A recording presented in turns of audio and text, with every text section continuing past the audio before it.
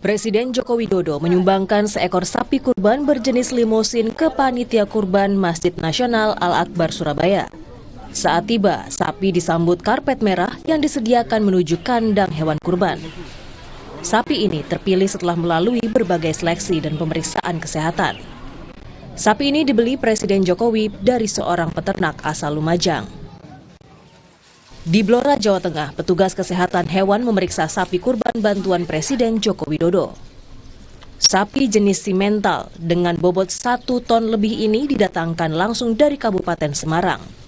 Rencananya, sapi tersebut akan disembelih di Masjid Raudhatul Jannah pada Kamis besok.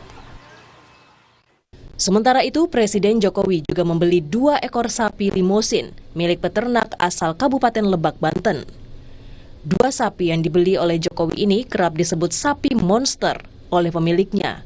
Rencananya akan digunakan Jokowi untuk berkurban di Masjid Al-Batani, Serang, dan di wilayah Tangerang. Tim Liputan, Kompas TV.